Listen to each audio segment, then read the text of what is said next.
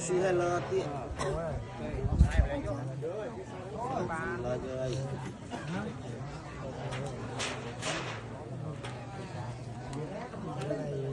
nhiều quay rồi, không quay đâu. Cái nhiều quay rồi để xuống đi.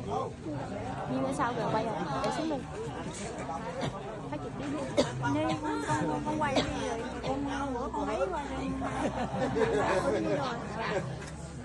đang thương cháu và hớn đôi khi đang hớn vợ lắm cho hớn ở đây cho hớn đấy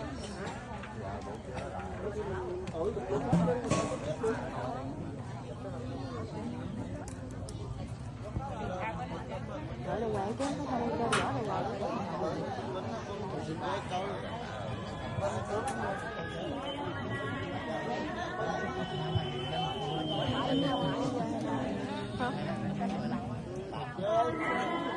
Rồi Dương nó gặp thôi bạc Dương đi.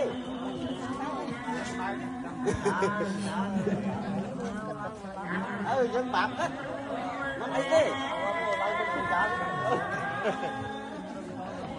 Bạc con chả háo cái là cái bạc nó bạc rơi Dương. Đi đó.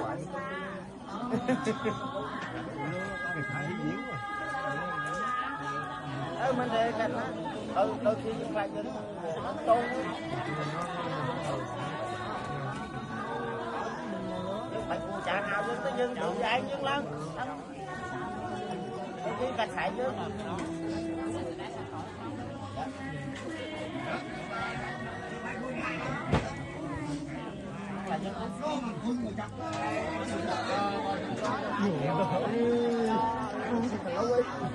cảnh hại là xả mình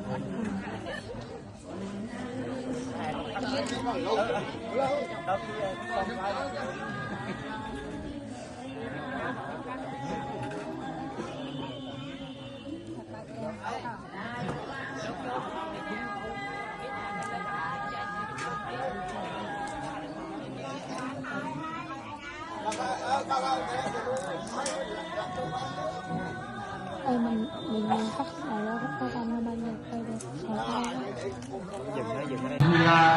dạ prong kia cha song phu thung thể cắt thong phân bạc song na ácពុះធំចិញ្ចៃពីចាគឺផ្អើយប្រអងតែងនឹងចម្លងសត្វហងដាក់ដល់អមរិកបុរីស្រីគួរធ្វើជាឋានប្រមសពសៃសាអេអ៊ីប្រាកដហងសូមអនុមោទនាសូមអនុមោទនា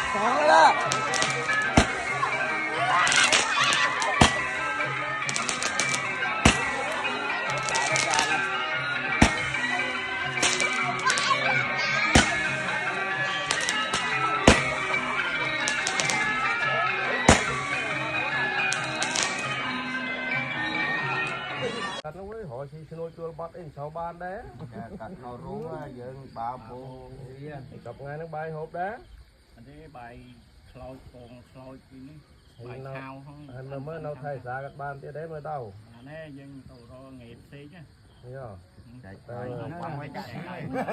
nó hay ban ấy thì khánh cho thấy chứ ban tỷ sọp mới phong mới anh đâu không tính lấy nhỉ bay khơi được qua bài khơi kìa bài đi chở sao thu đại chạp lỡ lọ đại chạp lỡ công riệp tao nạp tam chạp sụp rinh con viên niên cung hình pra thô rồi đi dây ta phènตึก phèn tay cục trong phun than nánh anh chơi nhỏ lúc nè mỗi thứ cái tan cả xoay lỡ phải chặt con phải chặt nhiên phải chặt ra nhưng mà cô đi ra mấy thì nó đấy sụp thay sái lỡ là cái sụp chạy tay kia sụp mà ban sải chua tay chi dạ men con còn oi men khô mặt đó ca ấy thưa na ban sụpสบาย cục kia non sụp ban đôi đáy như nhóm na lâu lâu nàng tay buổi đó là phải chặt thon phải chặt pran phải chặt thon phải chặt thiên phải chặt ra phải chặt pran nè tổng buôn anh mình vô em vô nhầm vô gió mày vô trong nhầm mày gió nè mày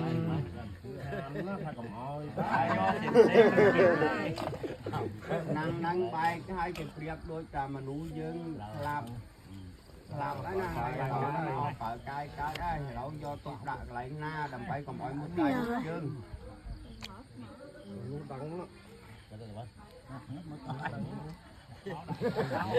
mỏi chân quá à.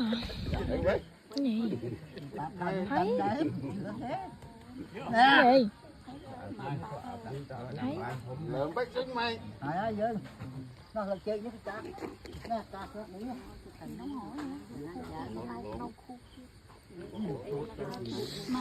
Hai cái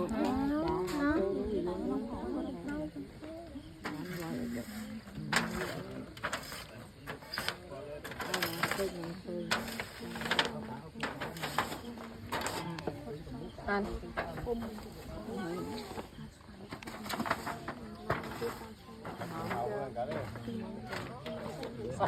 đã bỏ xo từ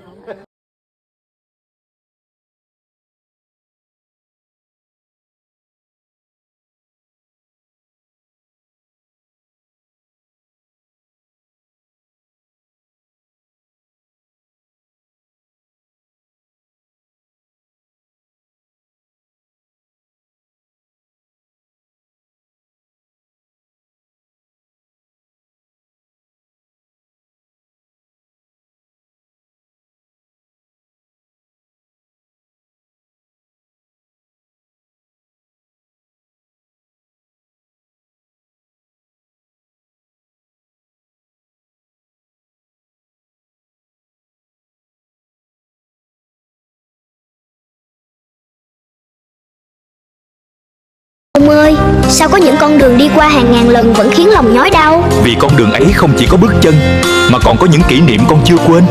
Nhưng mọi thứ vẫn như cũ mà ông. Cảnh vật có thể không đổi, nhưng người đi cùng con ngày ấy đã không còn nữa. Nghĩa là con đang nhớ một người sao ông?